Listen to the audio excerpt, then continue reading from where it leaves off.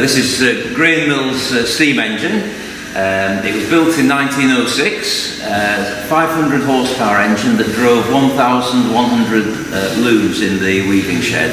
So ropes on the main flywheel, 15 ropes, each rope capable of transmitting 50 horsepower, and that drove the second motion shaft at the back, which then went 50 yards down towards the lane at the end there, and another 50 yards back the other way. Every 22 feet there'd be gear wheels off that, driving line shafts going another 50 yards towards the beck at the back, and on those were belts driving down to the 1,100 looms. There's a weaving department over here, a preparation department over here for the yarn to be prepared to put on the looms, and then there were officers controlling it all, and the dispatch department to sort out all of the cloth and send it to the customers. The engines are corliss valve engines, so that you meter the steam through these corliss valves.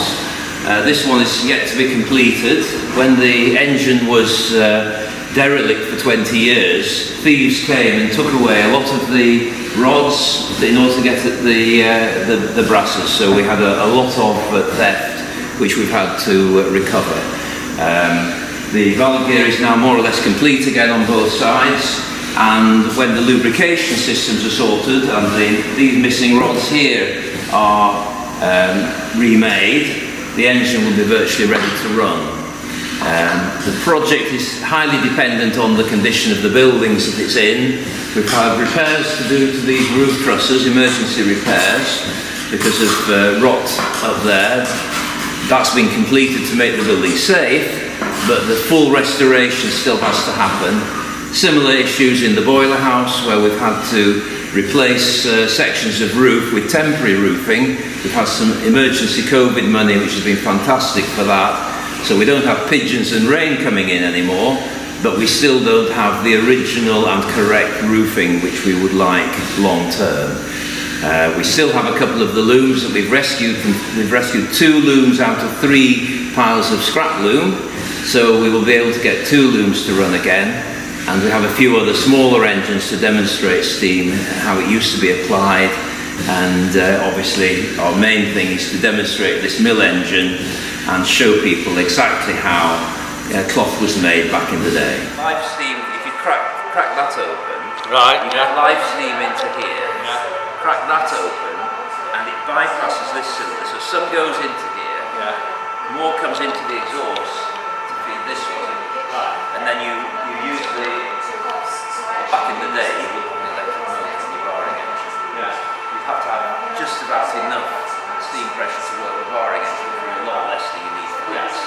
So you can then, by the time you've got steam to warm, you've steam to run that, and you can then just move that through the 4 points to get all 4 ends of all cylinders equally hot before you start. And you just keep on doing that, and then we always at Bancroft and at Ellen Road do a complete revolution on the barring engine before doing an initial start. In fact, we do it before every start. But the first start of the day is critical, because obviously cold water doesn't it's not all cold water, doesn't compress. No, well, that's right. It's not bronze. It's bronze. Sorry, they're called brasses. Oh, right. It's proper gunmetal. Yeah, right. And here we only just got this after Stan passed away. He didn't leave a will.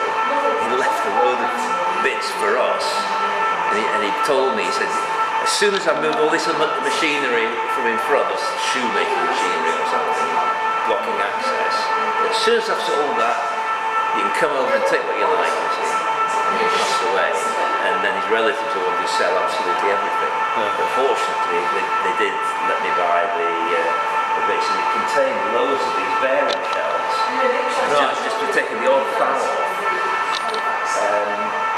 S.Stott, in 1906, their engineering tolerances at the works were totally standardised. They just fitted half of them, and then the others only needed just the merest foul taking off to get them to fit. And the pistons in here and in here, in fact over this one, he had a bet with if it fits your engine, you can have it for notes. Right. And then when it came to this one, again they fitted perfectly. Even up to smaller engine, sort of shorter. So we can't use the same rods. We need longer rods. Right. Those are actually the rods from his engine, type jet engines. Oh right. Oh right. Right. And he said, I've got quite a good workshop, is there anything you need? And we had the drawings for these, and we gave him the drawings. And came one day and and then he had a go at those, but sadly he had cancer and passed away before he could do the catch rods, which was his intention. Right. So, but that's all we've got left to do. I mean, just making those is a bit of a nightmare. Yeah. He's made them out of the solid. Right. Right. Well, originally would they have been forged and then machined? I think so. Yes. I fitted the brasses. Right. And so there's no white metal in the brasses then? no. No.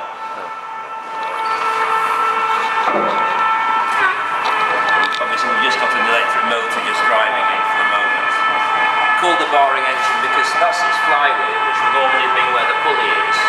Right. Then you have a bar out here over a fulcrum,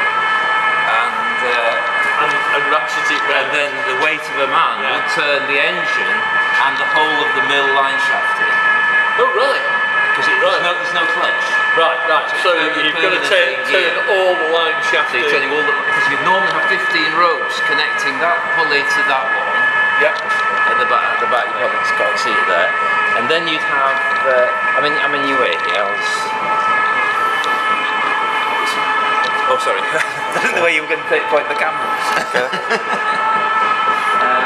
And then that's the second motion shaft, which goes 50 yards to the lane that way, 50 yards that way, and then you have bevel gears every 22 feet, going 50 yards that way, all the way down the weaving shed to distribute the power. So you've probably got about a mile of line shafting that's turning. So when you're barring it round, it's not an easy thing. Right. Yes. And it's why they put an engine on it. But because you've got no steam, it's the only way. Back in the day. But that's only a 1-horse motor, admittedly geared well down. But 1 horsepower is actually moving that round, which means that we've actually got the engine in quite a nice order. As the weight comes over, so the other cylinder's at 90 degrees, just about to start coming over, you've got about 2 tons bearing down through the weight of the cranks and the weight of the connecting rods. And then you start to accelerate, it'll trip the out of here, and then accelerate through the 2 tons, that's going to help it start. Because the weight's working with it. It's now, if it has steam, that would be a power stroke. Actually, it's now lifting the 2 tons, so that's going to stop it. But that would have been a power stroke, and then it would have been ready for the next stroke over. But it'll take about 4 strokes before you've got enough steam to be worth having in the exhaust, in the low pressure. And then another probably dozen strokes before you've got any vacuum worth having for the exhaust to be stopped out. So you're working against resistance to actually start. But then once you got into about 20, 30 revs, you're starting to get vacuum established and the speed starts to build up. But you can see how important it is to have a vacuum brake. We had a situation at Queen Street where the engine started to run away and the guys looking after it knew enough about it to stop it on the steam valve. And because the governor trip for some reason vacuum brake hadn't operated. And what was happening was that the corliss valves on the inlets were warm, so steam could leak past the high pressure inlets To run the low pressure valves. So even though the valves were closed and saying engine says no, it still went through into the exhaust, then went to the low pressure, which is not controlled by the government, with preset valves saying, oh, thank you very much. Off I go. Off I go. And then it went into the condenser. And that made the vacuum. Made vacuum, ran on vacuum. Right, right. And because it was accelerating on vacuum, the weavers took their looms off. And it started to accelerate. Right. So, well, long story short, they re-machined the wheel valves. Right. So that couldn't happen. But it shows you how important it is to have a working vacuum break. Because if you break the vacuum, Yeah. then you